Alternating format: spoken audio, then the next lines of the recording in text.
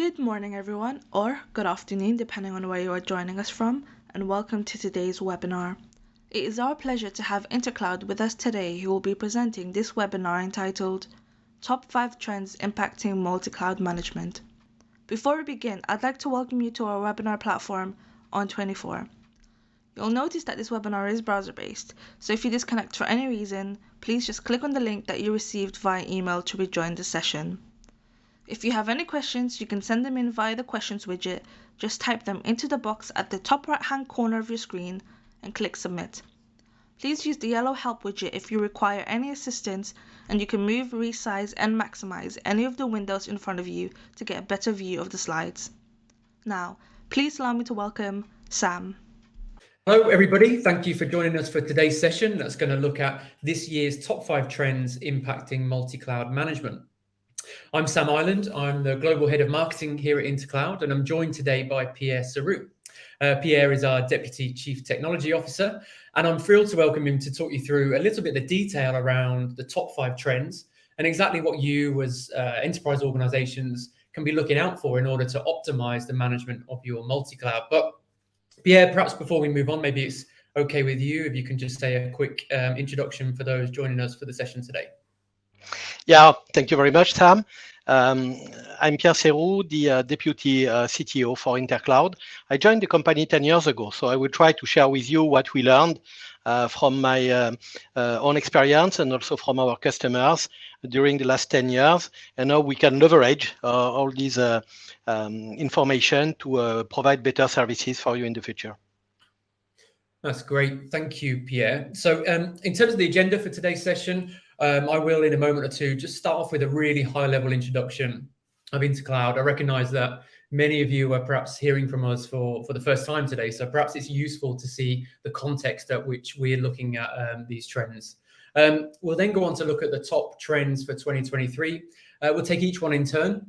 I'll introduce the high-level context for each of the trends, and Pierre will talk us through the detail about how you can take a different approach within your business to help embrace the trend and ultimately improve effectiveness of your infrastructure. Now, towards the end of the presentation, we'll talk about the Intercloud platform in a little bit more detail. Pierre's going to give us an overview of exactly what the platform can do for you. I should say that having run through this previously with Pierre, it's unlikely that we're going to have time to take questions live today. The aim here obviously is to protect as much of your time as possible, but you should see the option to submit questions in a chat window on your screen that should prevail throughout the presentation. So anytime you've got anything that comes to mind, please don't hesitate to pop your question or your comment into the chat box, and either myself or Pierre or one of the team will come back to you with a response as soon as possible after the event finishes. So without further ado, let's start off with a high-level overview of Intercloud. And first of all, let's look at the mission and profile of the business. So Intercloud was established in 2010, supporting organizations around the world to manage and improve their network connectivity, specifically providing a software-defined cloud interconnect platform alongside managed and end-to-end services to help optimize network performance. We've got head office in Paris and offices in the Netherlands, in Spain, and in the UK too. And then alongside that, we've got a team of experts located across Europe focused on providing the ultimate solution for organizations to manage their network. Now, it really is about empowering businesses to deliver the promise of the cloud and to do so in a secure, quick, and easy way. And I'm sure many of you joining us for the presentation today can attest to, instilling agility across your network at a time where those networks are under ever-increasing pressures is of crucial importance.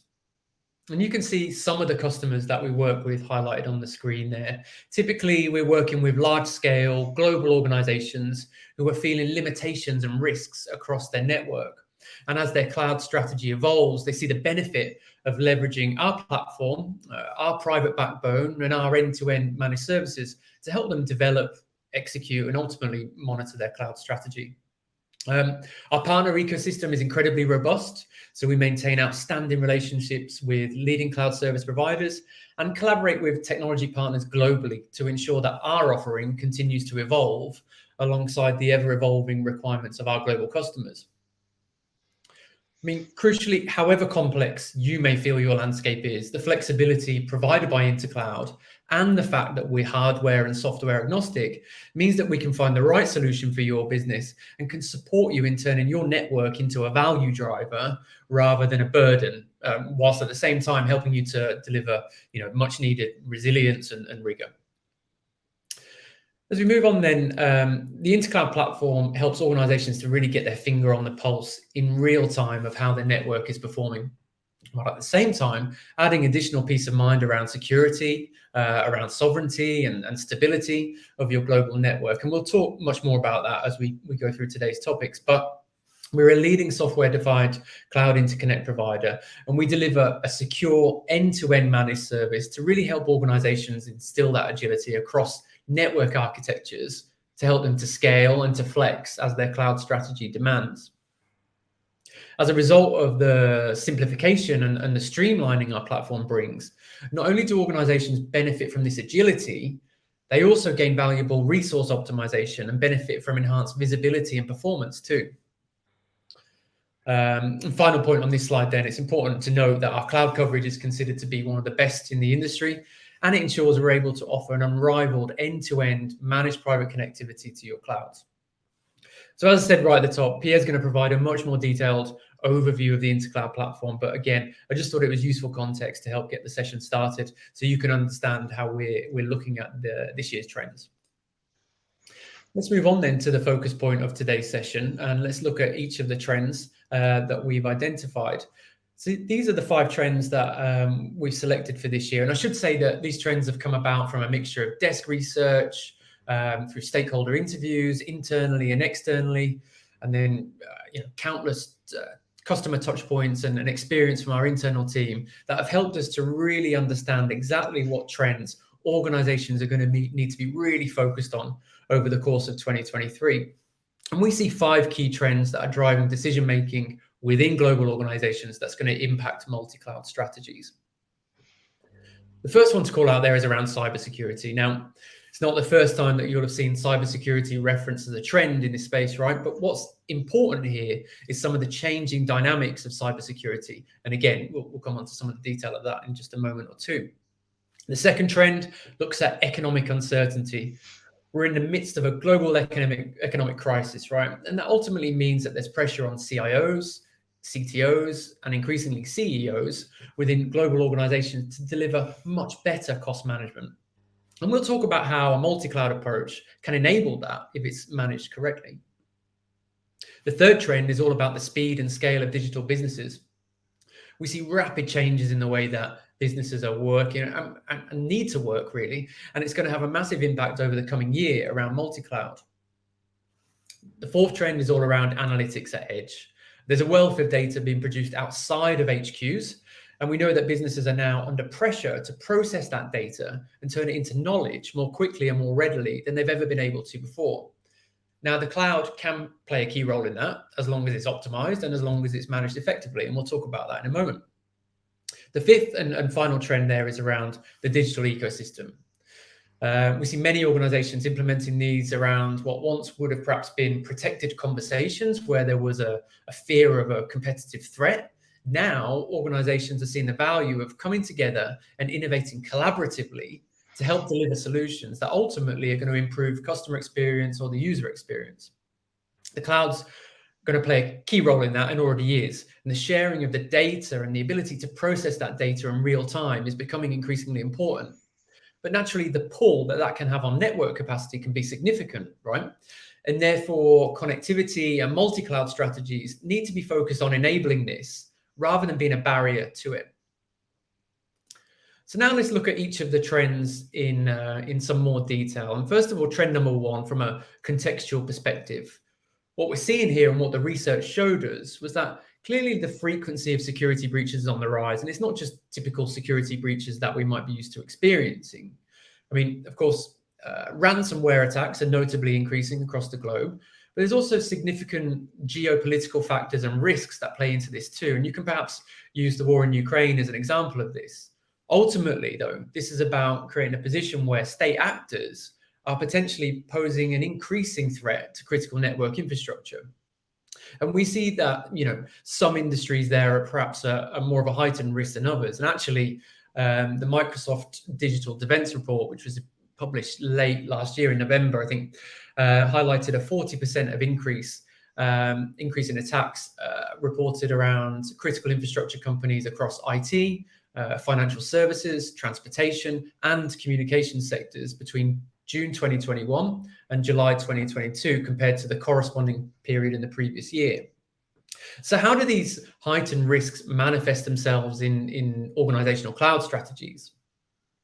Well, it certainly means that managing the myriad risks from a security perspective is becoming more and more complex. And as a result, what you see is the growing or changing role of the CISO. Certainly, it's more prominent, it's more important, and has more of a voice than ever before. And then alongside that, what you're now seeing is CEOs with performance targets based on security and making sure that it's optimized, something that in many industries simply wouldn't have been on the radar as recently as the past couple of years. Now is certainly something that's coming to the fore.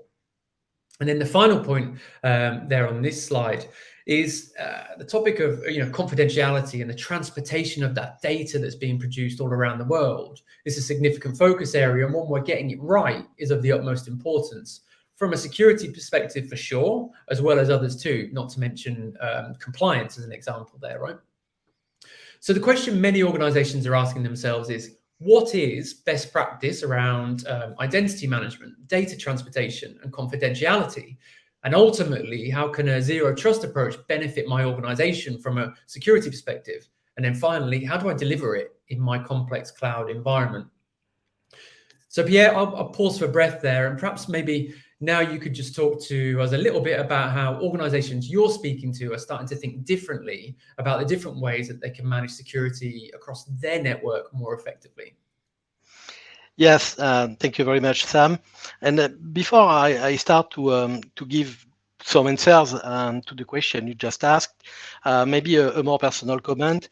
I'm glad that we start with security, because in my view, this is one of the most critical part of that digital transformation, move to the cloud process many customers are facing now since more than 10 years.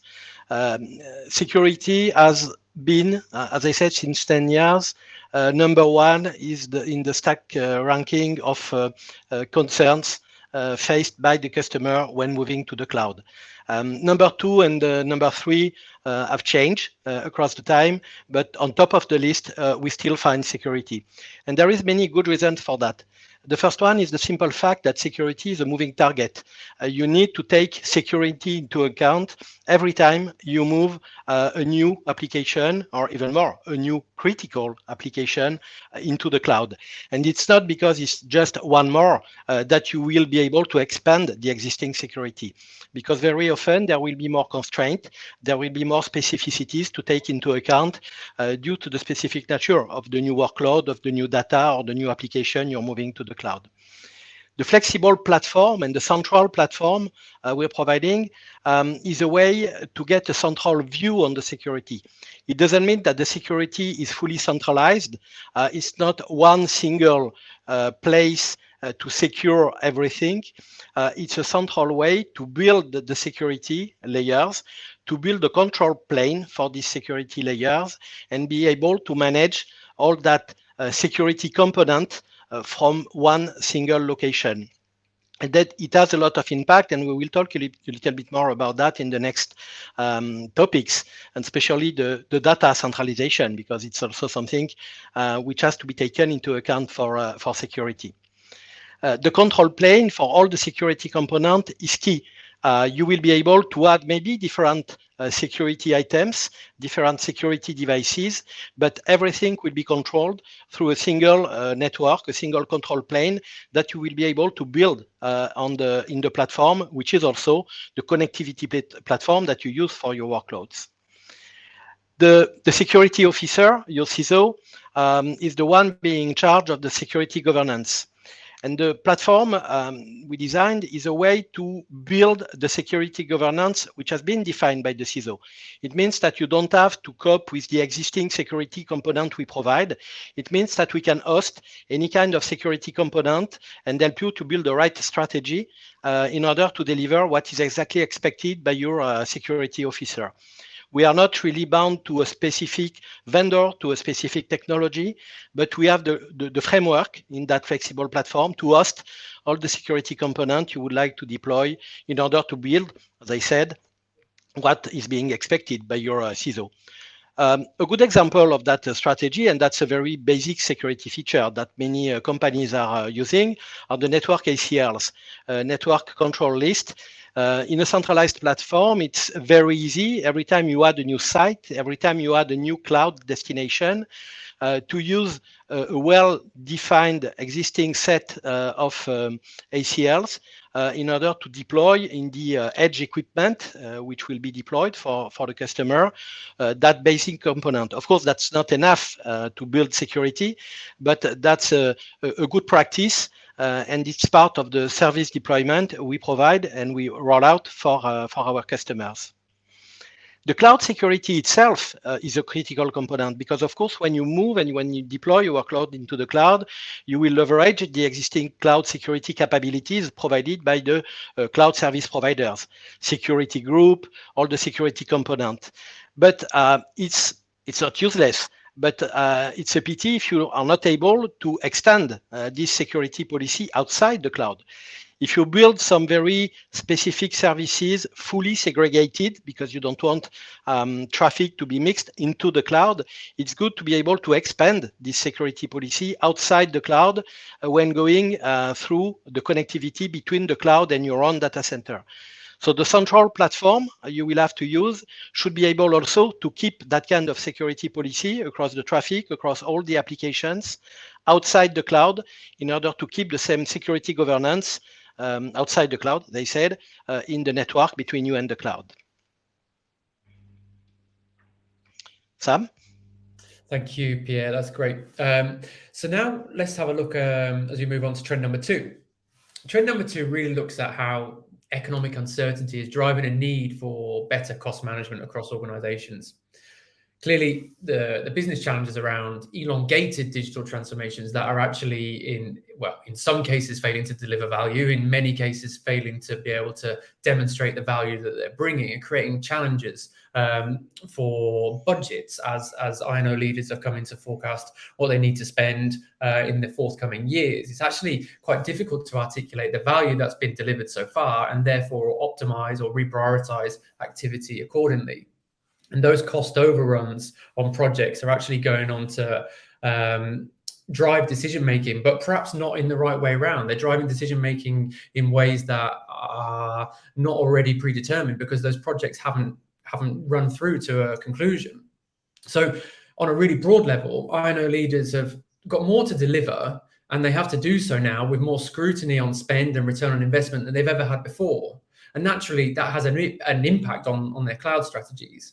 I think, first of all, it can mean that there's additional interrogation on the true costs of moving to the cloud and doing so in-house.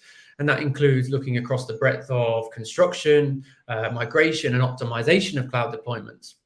And we see leaders asking themselves the question, do we have to do it ourselves? And is it more efficient to outsource some or all of it? And particularly when we come back to the point of some of the digital transformation projects just simply not being able to articulate the value that they bring, potentially an outsourced route is a better way of articulating that value. Additionally, there's other hidden costs that are impacting transformation budgets. And that, these go on to become a limiting factor for organizations. One such point would be egress fees, right?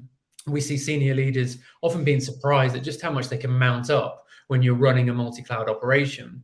And this specific point was referenced recently by IDC in their future-proofing storage report. And they positioned research stating that 99% of cloud storage users have incurred egress fees averaging 6% of the cloud storage cost. So it's an important topic and one that can be seen as a barrier when it comes to moving data between separate environments, particularly for data-heavy applications. The final point on this slide is really about the challenges that some organizations we speak to are facing regarding the complexity of their legacy cloud deployments that lie across regions, across functions, across different subsidiaries. How do they really bring all of that together to optimize it and do so in a timely manner?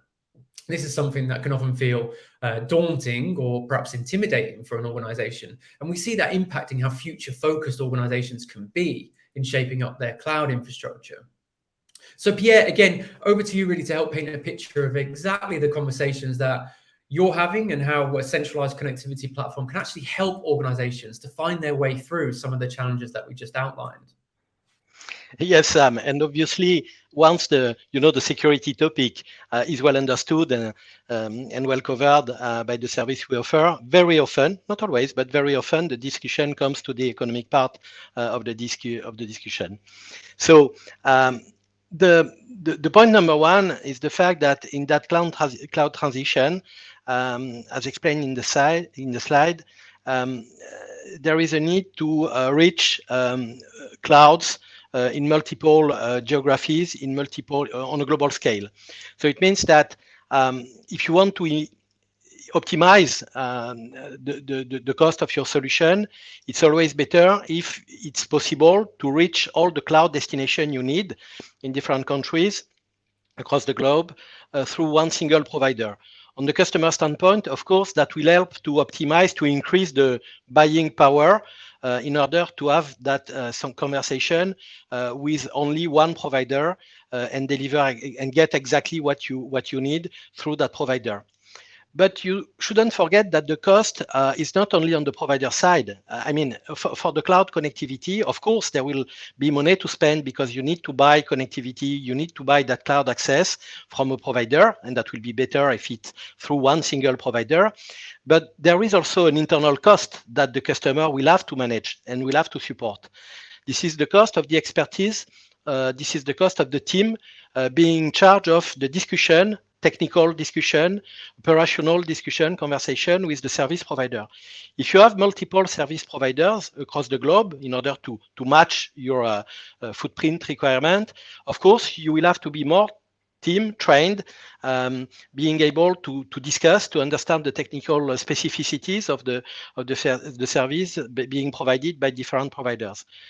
If one single platform can deliver the connectivity you need across the globe for all the cloud destination, that will be a saving on your side, on the customer side as well, because one single team, one single point of contact for both technical and financial discussion will be enough to cover the requirement. And that's something we found with many of our very large customers, global customers. We started to deliver the service in Europe, which is the home region of the company, but very fast behind that, the customer asked us to also deliver our connectivity using the same technology, using the same deployment processes in different countries. And that's why a global centralized platform will make a lot of sense for customers. And that conversation about the cost, about the deployment process and so on, has also a huge impact on the SLA. Because the way we deliver the service, the way we build the platform across the globe, makes the SLA unified. It means that if we can deliver a commitment on the jitter, on the latency, on the packet loss in Europe, we will be able, using the same tool, using the same technology, to deliver the equivalent SLA, maybe not the same value, obviously, but at least the same KPI in LATAM or in Asia. And that's very important because, again, it makes the discussion with the customer much easier. The application running in Europe or running in LATAM or in Asia will require the same kind of SLA, which will be available in a consistent way across the platform. So multi-cloud, multi-region, with consistent SLAs across the globe is really one of the huge benefits of a centralized platform. That's a very strong feedback we had, as I said, in the last 10 years from all our large customers. Fantastic. Thank you, Pierre. Appreciate that. So we'll now move on to trend number 3. This trend considers how the increasing pace at which organizations are expected to deliver digital innovation places considerable focus, actually, and then pressure on ensuring the digital infrastructure across an organization is optimized.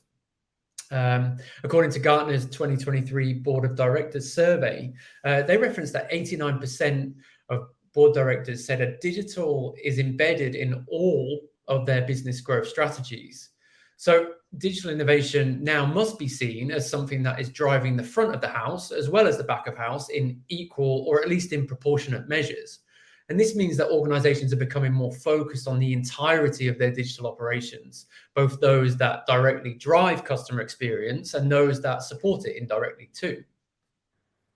So when we come on to the impact on cloud strategies here, you see that actually this trend is driving more of a move towards cloud-first business models. This can be a key enabler for organizations to instill the required agility and focus. The thing is, they can be something that is quite difficult to execute across large-scale, complex organizations. And this complexity is leading to large organizations seeking support really in how they can package services across hardware, software, and management across multiple cloud environments to really leverage their scale. And they're seeking more all-encompassing routes to manage their multi-cloud landscape.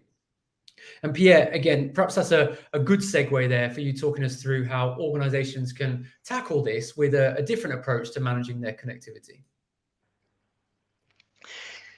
Yes, and that's a complex part of the discussion.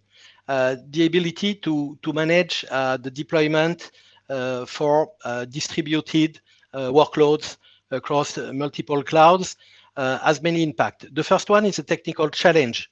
We provide the platform, we can provide the platform, but at the end, the design of that connectivity, the way the customer wants to reach the cloud destination is a decision made by his own team. What we do is we offer the ability to set up, to build that specific design. I'm thinking, as an example, about high availability design. So it means that for specific, very critical workloads, a customer may need to build something with very high availability in order to make sure that the application, that the data will be available anytime. To deliver that kind of commitment, you need to be able to build connection in multiple locations in order to reach the same destination. So that's a technical challenge because we need anywhere in the world to be able to commit on the fact that if you want a dual access to the local cloud service provider, it will be provided without any single point of failure. So that's the technical part of the challenge.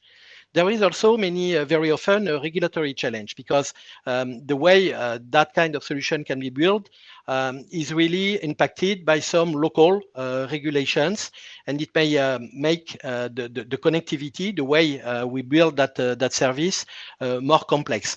So the commitment from the central platform provider should be the ability to build any kind of design anywhere in the world, even if there is some complex regulatory constraint. But when discussion comes to regulatory constraint, it's not only about the legal part of the discussion.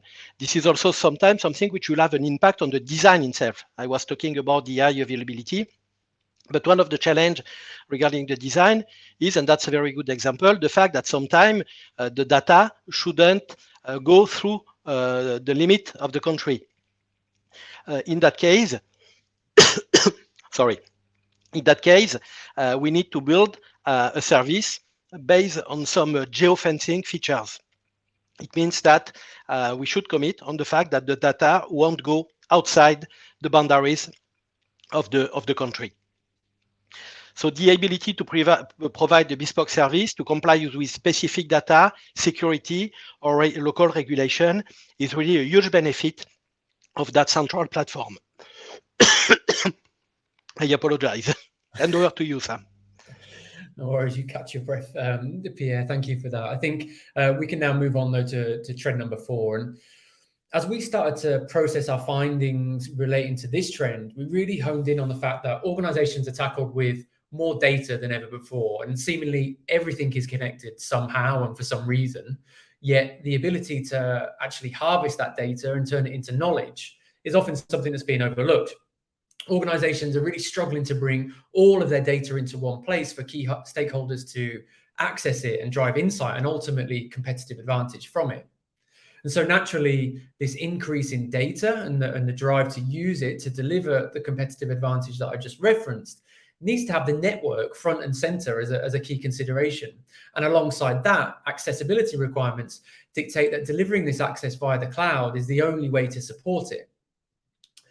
However, when you start to consider what this actually means for a multi-cloud strategy, it's a topic that can, again, be complicated to tackle. Organizations have to look at managing risks around confidentiality, security, and sovereignty, and have a strategy that is all-encompassing and considerate of these requirements. And we heard Pierre just a moment ago touch on some of these specifically. Then there's the connectivity that needs to be allowed to ensure that new ways of working are not inhibited or limited from being able to access this data from the home office, for example. And all of this ensures that the network is now becoming increasingly recognized as an enabler for competitive advantage. Ultimately, if you can optimize your network, you're going to be able to make the most of data produced at the edge and create more knowledge and deliver more innovation as a result. So Pierre, I'll pass over to you now to talk about the specifics of this trend and look at how a best-in-class management platform is going to help organizations to embrace this trend and ultimately unlock more value than ever before.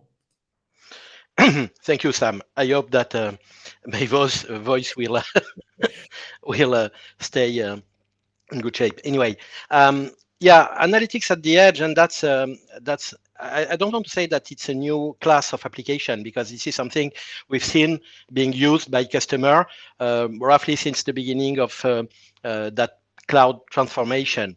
But we've seen an increasing number of applications running that way, and the requirement of moving huge data sets across the locations from the customer data center up to the cloud destination, and maybe some time to distribute all these data in different locations. A very good example is the typical application which is being used by many of our customers with a data lake in one specific cloud destination, and reason for that is because that specific cloud has a storage offer which is good value for money. So the storage part is in one location or on one CSP, but the business intelligence tool itself, the application running through the data, is running on another cloud region from another cloud provider.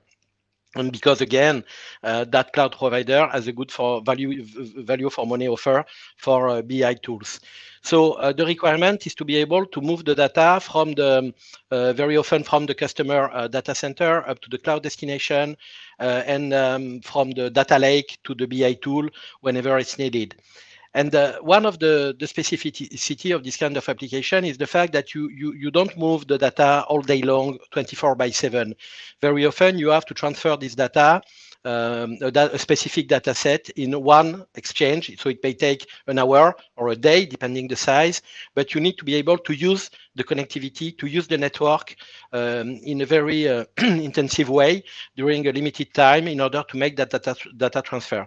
So for that, you need an SLA. You need to make sure that when you have to transfer the data, the service will be there, the bandwidth you need will be there, and depending the kind of application you're running, the latency will be low enough to make the transfer as fast as possible. In that case, the flexibility is key. But as I said, you don't have to move this data set 24/7. So what we need to deliver to our customer from that central platform is a way to use the platform when it's needed, maybe to increase the bandwidth when there will be a data transfer requirement, or if that data transfer is bigger than what it used to be in the past, the bandwidth has to be increased. So the flexibility of the central platform is really something key in that kind of application. If you need to move data, it has to be fast, it has to be flexible, and it has to be finally managed from a central location, because the fact that you may have to increase at some point the bandwidth, the fact that you may have to add a new cloud destination or new storage location need to be available in a very flexible way. because you may have to cope with the business requirement for a specific data analysis, which is possible only from one location, because this is where you are running the specific tool, or this is where you are store the specific data set you need. So the central platform is a way to get the SLA you need for that specific kind of application, is a way to adjust the service, the bandwidth, as an example, you need for the data transfer, and is a way also to keep a central control of the location where you need to move the data in order to process that specific data set. These are just a few examples, but as you said, Sam, this is an increasing requirement from most of our customers for that specific kind of applications. Yeah.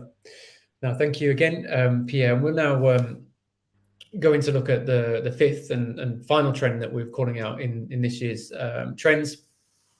And that is the trend of the creation of digital ecosystems and the increase that we're seeing in the number of digital ecosystems that are being created.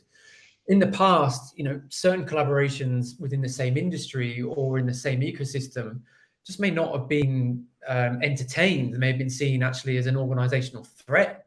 Now, there's much more of a focus on driving effective collaboration to deliver mutual benefits across key performance topics such as customer experience and user experience.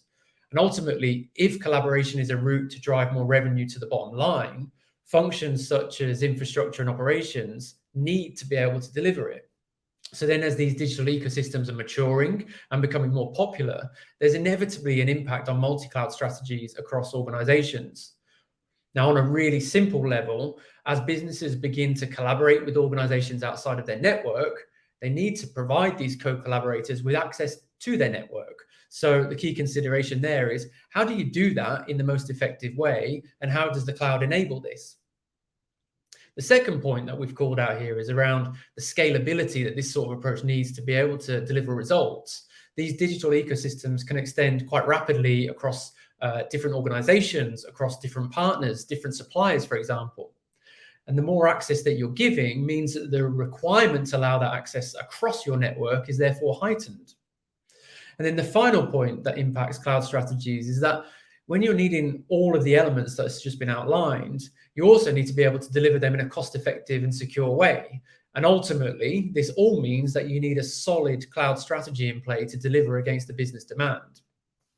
So again, Pierre, on this final trend, great if you can just talk us through how a central platform can really help optimize this this growth in digital ecosystems and sort of power innovation for customers and the people that you're speaking with regularly. Yes, and that's very important actually, Sam, because this trend is just the perfect example of the situation of many customers, which are moving from an early stage cloud migration to a more mature situation where companies are looking for all the services, all the resources needed to run and expand their business in many cloud destinations. So what we saw first a few years ago from all these customers were connectivity toward major cloud destination, major infrastructure as a service cloud providers. And this is what we deliver during the first few years.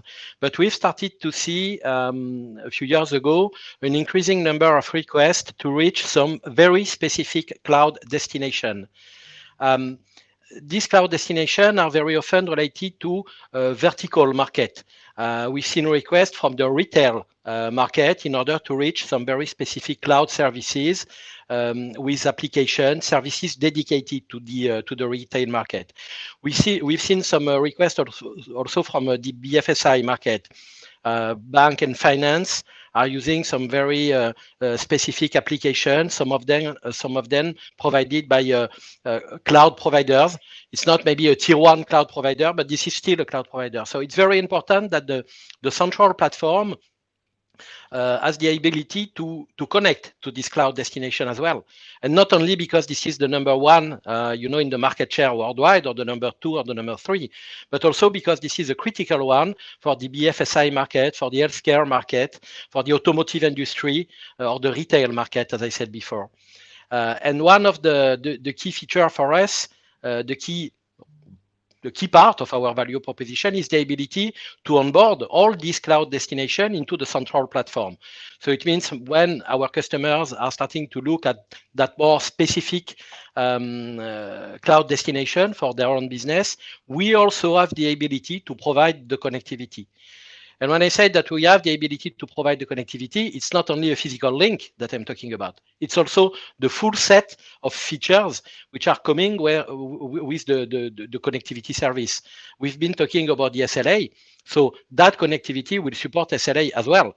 Maybe a specific SLA, a specific latency, a specific jitter, a specific packet loss, talking about the performance KPIs, but still there will be an SLA fully consistent with the one being proposed for the major cloud destination. The SLA is not the only part, of course, but this is critical in the conversation we have with these customers looking for this new specific vertical cloud destination.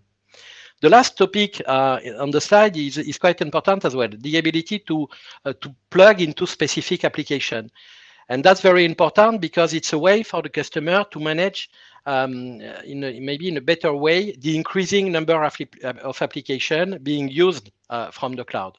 So the segmentation of the traffic, and that's a technical feature, the ability to keep the traffic fully isolated is something which will help first the customer to build a proper design in order to deliver the service, but also to keep each application under control. Under control on the technical standpoint, to monitor the application, to make sure that the application is running smoothly, but also on a financial standpoint, because maybe that specific application is being used by, I don't know, a subsidiary or part of the organization, and the cost of the service will be internally recharged by the customers to that specific subsidiary. So the traffic isolation, there's technical benefit. There is also financial reasons to keep the traffic fully isolated, but at the end, it's part of the global deployment strategy, and it's very important that that central platform have that possibility to deliver this segmentation.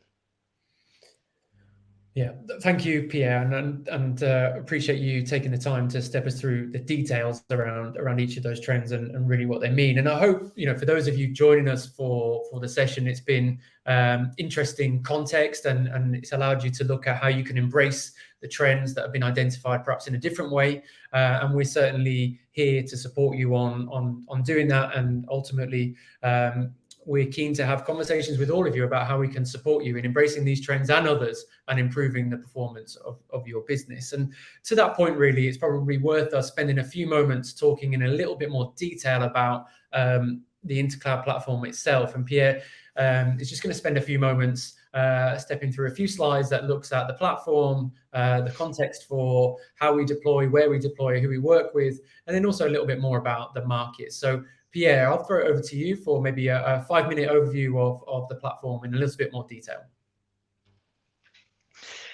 Yeah, I'll do my best to keep it in just 5 minutes. The connectivity platform we were talking about before is the way for the customer to make the connection to cloud destination much easier. Cloud destination, as we said, is complex because it may involve many different geographical locations, many different kind of cloud provider. So if you consider each of these regions, geographical regions or cloud provider in a specific way, you will have to cope with a huge number of connection provider, a huge number of different technologies. So the cloud interconnect using standard connectivity tools, connectivity component is quite inefficient. It's difficult to get the global SLA, and we've been talking about the SLA before. It's very important for customers running critical application. It's very difficult to build a consistent security layer because you will have to build that security layer across all specific link between each cloud destination, and that's a real challenge. Last but not least, it's very difficult to build automation if you use multiple connectivity provider toward multiple cloud destination. And that's the situation many companies were facing before we've been able to deliver connectivity through one single connectivity platform. So if you want to move to the next slide, please. The connectivity platform is really the layer between the customer and the cloud, which will streamline the connection toward all the cloud destination in any region and from any cloud service provider. Using that connectivity platform, it will be possible to build the connection using a single and simple deployment process to make that connection easy to monitor, easy to manage, which means that it will be possible, first of all, to cancel that connection if you don't need it anymore. It will be possible to increase, as an example, the bandwidth being used by that connection, to deploy specific design if that application requires high availability, as an example, so resilient services. All these features, all these capabilities will be provided through one single provider with a consistent user experience, a consistent technical setup across all the geos and for all the cloud destinations. Another benefit out of that single centralized connectivity platform, and Sam, if you want to move to the next slide, please. Another benefit for that centralized connectivity platform is the factory itself. The factory is the engine we deployed inside the platform in order to build the service to the customer. That factory, of course, is being built on top of our own backbone. It means that we operate our own connectivity backbone, but we also have the ability to leverage third-party networks. So it means that if for some reason we don't have the reach, the geographical reach for a specific cloud destination, or if we need to build an alternative path to that specific cloud destination to increase the availability of the solution, it's possible for us, using that factory, using that onboarded engine, if you want, to use and leverage a third-party network, and at the end deliver the specific connectivity you need with the right availability and the right coverage for your specific application. That's one of the key features of the factory, but this is not the only one. Another key feature is the fact that very often, and we were talking about the security, so that's a good example, customer will have to deploy within the platform some dedicated services. For security, it could be a set of zero trust appliances in order to deliver the full end-to-end zero trust security model, which is expected by the security officer. So in order to deliver that service, we have to run virtual network function within the platform in order to build really what customers are asking for. Again, it's a bit like the network. If for some reason we don't have the right capability to operate that virtual appliance in a specific location, our engine, the factory, will provide support to use third-party application platform. So it means that some of our partners, I'm thinking about large hosting companies or service providers, will be able to provide us some virtualization capabilities or some ready-to-use virtual appliance, virtual network function in order to improve the service we deliver or we build for the customer. Last but not least, the engine, which is onboarded into the InterCloud platform, is fully built with APIs on top. So it means that if you want to deploy automation using some standard tools such as, I don't know, Terraform, that's a good example, it will be possible through the API to deploy all the service component, to monitor all the service component using your favorite automation tool and using your favorite monitoring component if needed. So automation, global reach across our own backbone or across third-party networks if needed for very specific reasons. the ability to run and operate a virtual network function within the platform using our own virtualization capabilities, or with the ability to leverage existing virtualization capabilities or ready-to-use virtual network function from third parties are the key features of the InterCloud Factory, the InterCloud platform. Of course, and you can move to the next slide, and the last one, I guess. We deliver that kind of features, but some of them are also available from competitors. So that's a very level view of what we can deliver and what is being delivered by different kind of competitors. You know that many carriers, global telco, are providing cloud connectivity. You know that some colocation companies are providing cloud connectivity. You know that there is a few SDCI, software-defined cloud interconnect providers on the market. And you know also that you can do that yourself because you have, for many of you, a lot of skilled employee being available in your organization. So it's possible to some extent to leverage their skills and build the service yourself. So here's, you can see a very high level comparison of what we do compared to what can be done by the other way. But we are ready to receive your questions. If you can post some questions in the chat, we will be happy to answer to that. Thank you very much.